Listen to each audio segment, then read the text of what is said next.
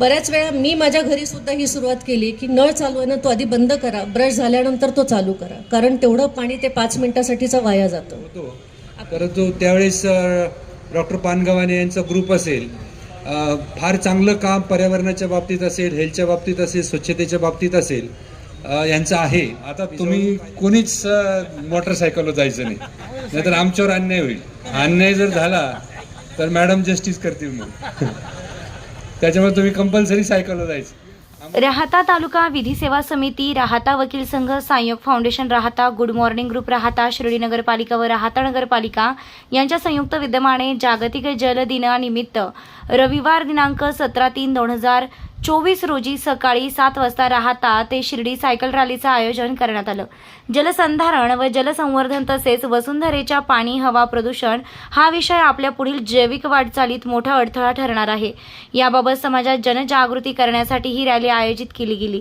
या रॅलीत राहाता न्यायालयाचे सर्व मान्यवर न्यायाधीश, सर्व प्रशासकीय अधिकारी, राहाता नगर परिषद, शिर्डी नगर परिषद, संयोग फाउंडेशन, गुड मॉर्निंग ग्रुप राहाता यांसह कर्मचारी व अधिकारी सहभागी झाले होते. राहाता वीरभद्र मंदिरापासून सुरू झालेल्या या रॅलीचा शिर्डी नगर परिषद शेजारील पटांगणात मान्यवरांच्या भाषणांनी समारोप झाला. आपण एक सुजाण नागरिक असून भावी पिढीच्या भवितव्यासाठी एक कर्तव्य समजून या वसुंधरेची जोपासना करणं गरजेचं असल्याचं सांगत प्रत्येकानं वर्षात किमान 2 झाडे लावणे गरजेचे असून घरात आणि सार्वजनिक ठिकाणी पाण्याचा अपव्यय टाळावा व आपली नैसर्गिक साधन संपत्ती जपावी असं आवाहन करत राहाता न्यायालयाच्या न्यायाधीश माननीय आदिती नागोरी यांनी उपस्थितांना याची स्वतःपासून सुरुवात करण्याची विनंती केली.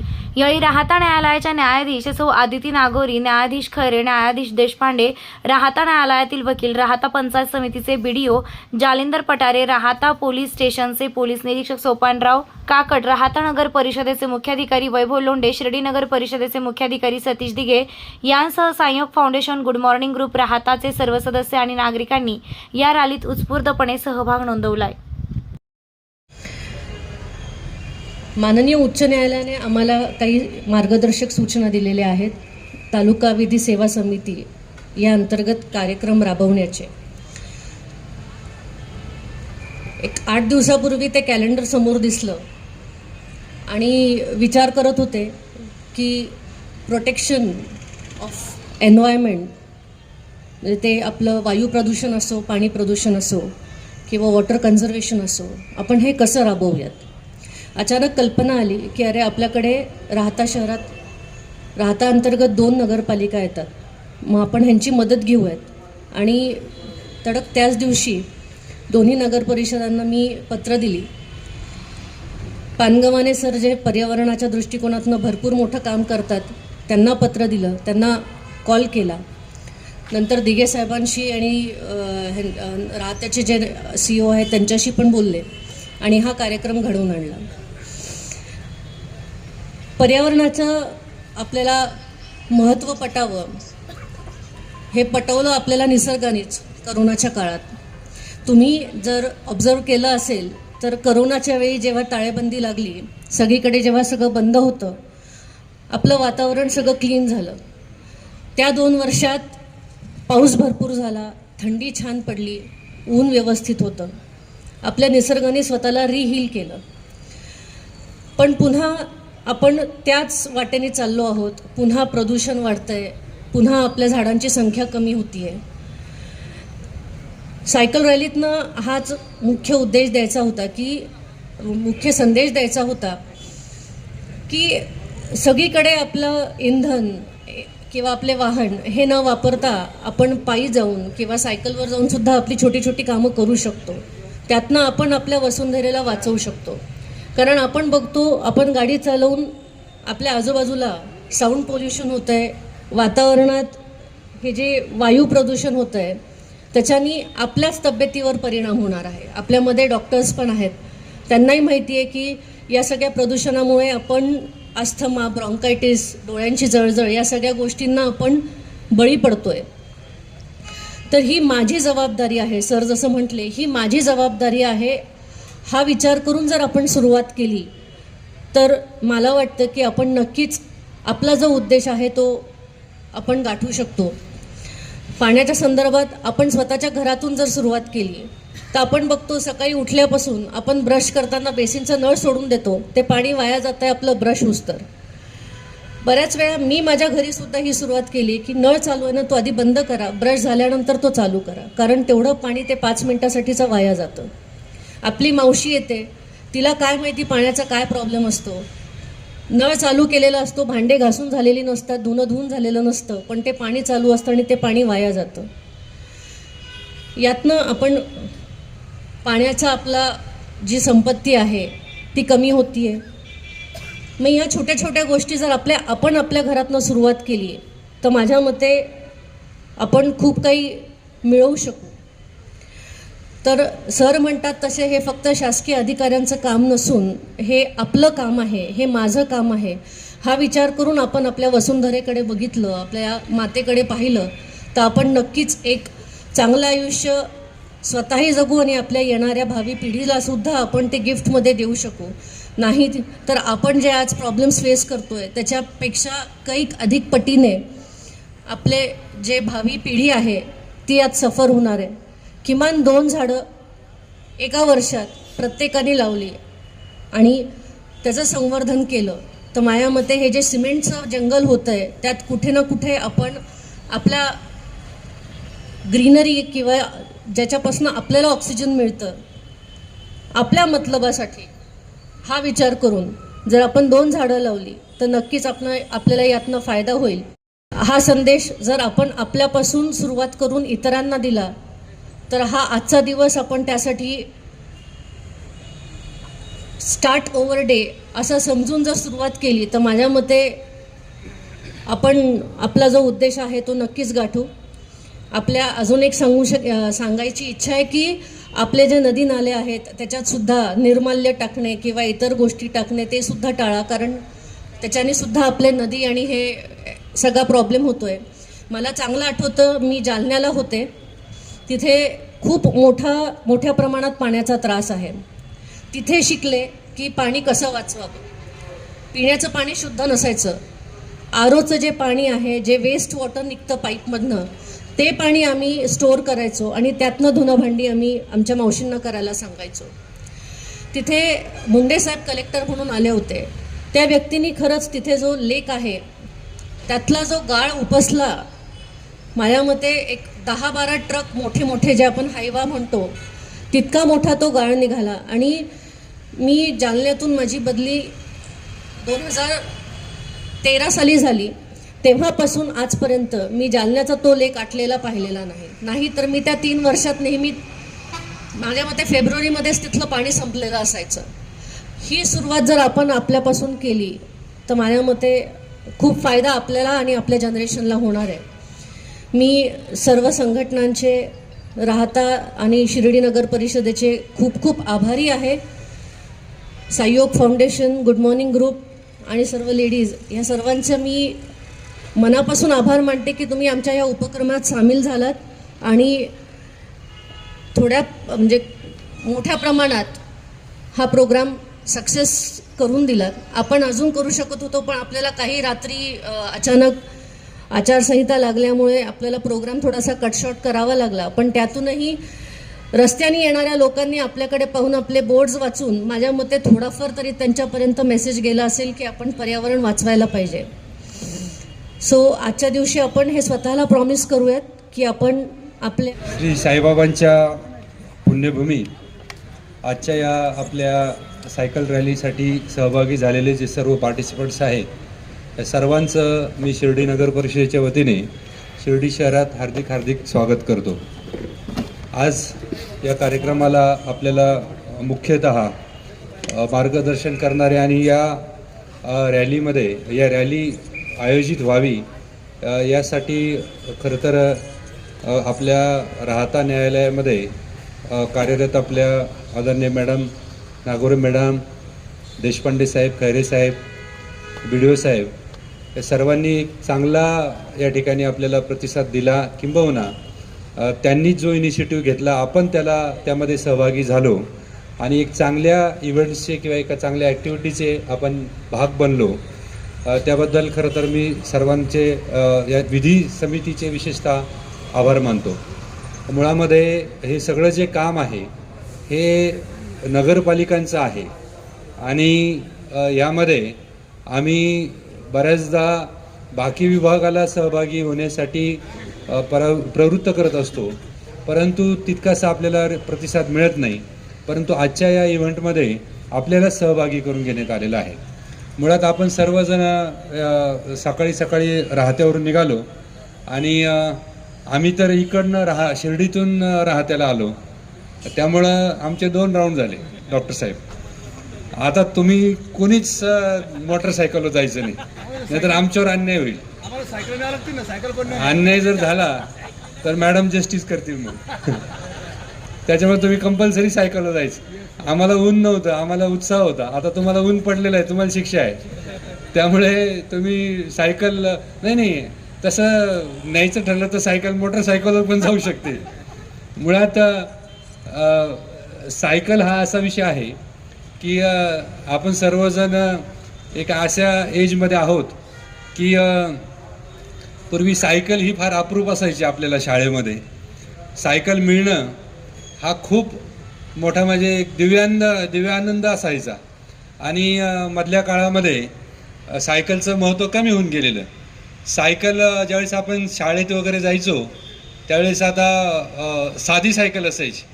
बरेचसे आता शेतकरी कुटुंबातले लोक असतील तर तीच सायकल आपल्याला शाळेला असायची, तीच घरात किराणा आणायला असायची, तीच घरात आपलं धान्य दळण आणायला असायची.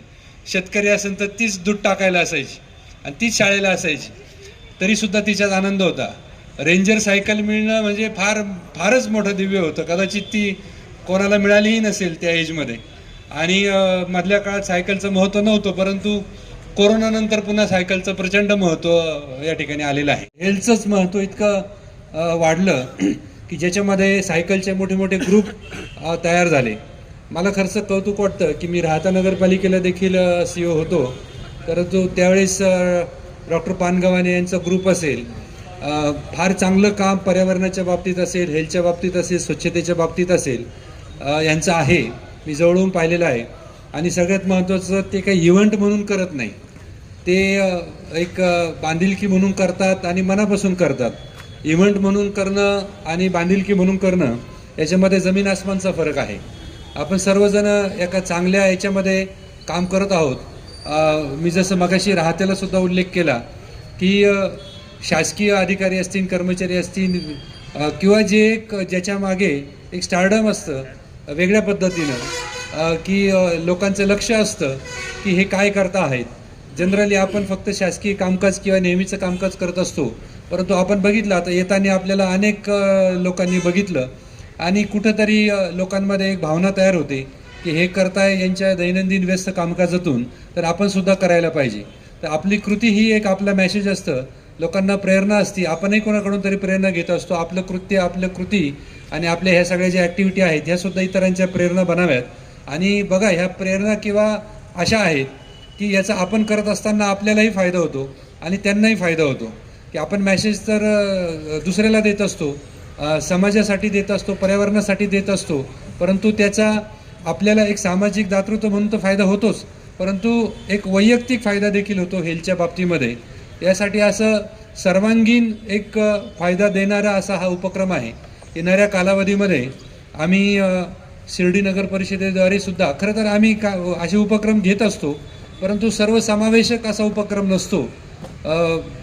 आजच्या या इव्हेंटमुळं मला एक नवीन संकल्पना अशी सुचलेली आहे की आपण इंटरसिटी, इंटर डिपार्टमेंट असे जर कार्यक्रम घेतले तर राहता, शिर्डी, अजून मधल्या 2-3 ग्रामपंचायती, तर अधिक चांगला आपल्याला प्रतिसाद मिळू शकेल. आणि inter departmental in the sense की आपण इतर नगरपालिका व्यतिरिक्त पोलीस डिपार्टमेंट असेल, जसं आता BDO साहेब आले, पंचायत समिती असेल, तहसील असेल किंवा कोर्ट असेल. सुदैवानं आता डिस्ट्रिक्ट कोर्टसुद्धा आपल्याकडं सुरू होतो. आत्ताच मॅडम सांगत होत्या की आता आपल्या लवकरच उद्घाटन आहेत. आपल्याकडं बरेचसे वकीलसुद्धा येतील, कारण शिर्डीमध्ये सुद्धा एक ॲक्टिव्ह ग्रुप आहे ज्याच्यामध्ये बरेचसे वकील आहेत जे राहतामध्ये प्रॅक्टिस करतात. आणि आपण सर्वांना सर्वसमावेशक असा एखादा स्वच्छतेचा कार्यक्रम घेऊ एखादी मॅरेथॉन घेऊ की ज्याच्यामध्ये पळतील. कारण काही लोकांना, बरेचसे लोक असं म्हणतात की सायकल नको होती, जरा तुम्ही पळायचं ग्राउंडवर वगैरे ठेवलं तर ठीक आहे. काही जण म्हणतील पळायचं ग्राउंडवर नको, चालायचं ठेवायला पाहिजे. काही जण म्हणतील चालायचं नको, आपण एखादा ओढानाला स्वच्छता करू. त्यामुळे आपण सर्व कार्यक्रम करू, ज्याला जो सोयीचा वाटेल त्याला त्याच्यामध्ये ते सहभागी होतील. कार्यक्रम ठेवूया. विशेष कौतुक हा महिला भगिनींचा आहे की ज्यांनी अगदी सुरुवातीपासून शेवटपर्यंत अतिशय चांगल्या प्रकारे आपल्या याच्यामध्ये सहभाग नोंदवला. यापुढे देखील आपण जास्तीत जास्त महिला कशा सहभागी होतील याच्यासाठी देखील खरं तर आजचा हा कार्यक्रम थोडंसं घाईच झाला असं मला वाटतं. थोडंसं आपण एकत्र बसून जर अजून चांगलं नियोजन जर केलं तर ही जागा कमी पडेल, एवढ्या पद्धतीनं आपण सहभाग लोकांचा घेऊ शकतो. पुन्हा एकदा सर्वांचे ह्या शिर्डी शहरामध्ये आल्याबद्दल हार्दिक हार्दिक स्वागत करतो, आभार मानतो. आणि आजची ही सुरुवात म्हणूया आपण. यापुढे देखील पर्यावरणाप्रती आता 22 तारखेला आपला जागतिक जलदिन आहे. आपण बघत असतो की प्रदूषणाचा कहर झालेला आहे. लोक आता, मी आता सायकल चालवत होतो त्याच्या सगळ्यात खूप जास्त ट्रॅव्हल्स जिथं लागलेल्या होत्या, रॉंग साईडने चाललेले होते. तर तो ट्रॅव्हल्सवाले लोक चहा पित होते आणि चहाचे कप रस्त्यावर टाकत होते. आम्ही तर म्हणजे नगर जिल्ह्यामध्ये आमची नगरपालिका अशी आहे की खूप जास्त दंड करतो आम्ही. म्हणजे एका व्यक्तीला अगदी 10-10 हजार रुपयेसुद्धा दंड आम्ही करतो. आणि सगळ्यात जास्त दंडाच्या रकमा शिर्डी नगरपालिकेचेच आहे. कारण आम्हाला पर्याय नाही, आमच्याकडं फ्लोटिंग पॉप्युलेशन प्रचंड आहे, लाखोनी फ्लोटिंग पॉप्युलेशन आहे. लाखोनी लोक शहरामध्ये येत असतात. प्रचंड लोक जागृती नाही आहे, त्यामुळं प्रदूषण करतात, थुंकतात, अस्वच्छता करतात. आपल्याला हीच तर खरी जागृती करायची आहे.